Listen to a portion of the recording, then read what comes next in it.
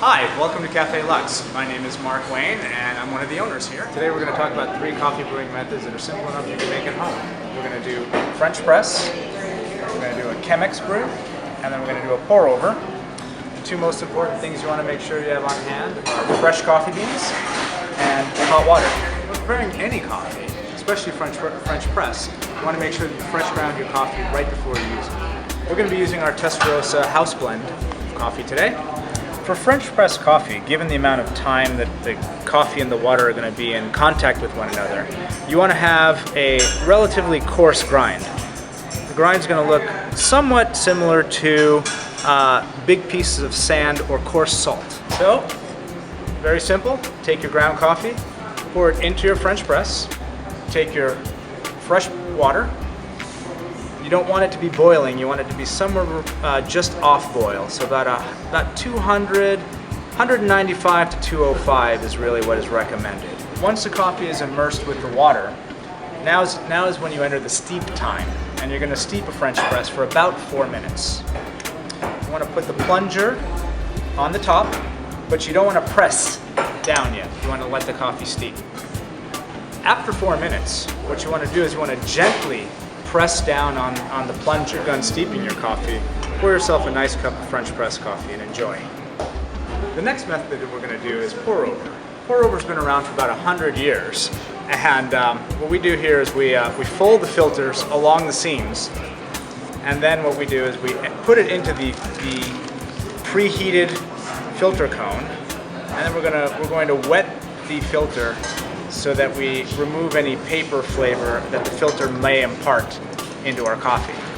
We're going to grind our coffee, and this time we're going to grind it with a slightly finer grind. Into your pre-wet and preheated filter cone, we're going to add the fresh ground coffee beans. I'm just going to set it right on top of that cup, just like that. And when we pour, we're going to pour it in such a fashion that it wets the coffee beans uniformly and simultaneously. This is a very important step because we don't want to over extract or take not enough of the coffee flavor into the coffee. We're going to let it sit there, and right now it is giving off some CO2, some carbon dioxide that occurs during the roasting process. And this is what we call the bloom. After the coffee is bloomed, we're going to pour so that we extract the coffee evenly. The water is going to pull the coffee down up against the filter cone, and it's going to extract the coffee the coffee flavor as it is being pulled down. Similar to pour over, and equally as simple to make is chemex. Now, chemex, you'll notice that the filter is slightly thicker. So what you're going to get when you make a chemex coffee is you're going to get a flavor that is slightly deeper than what you would get with a pour over. And wet your paper filter to remove any of the paper flavor that may be imparted. Now, while making chemex, you're going to start with, again, a slightly coarse grind.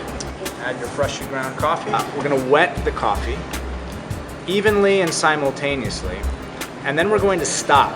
Once again, we're going to let that coffee bloom. After the coffee is bloomed for 30 to 40 seconds, you want to pour at a rate that is not going to be too fast. You really want to make sure that you are not floating the coffee beans and letting gravity and the chemex do its job. I've just shown you 3 simple brewing methods that you can try for yourself at home to make great tasting coffee. But I really encourage you to try different brewing methods and different beans from different origins to see what really resonates with you. The most important thing, though, is to have fun with it. It's only coffee.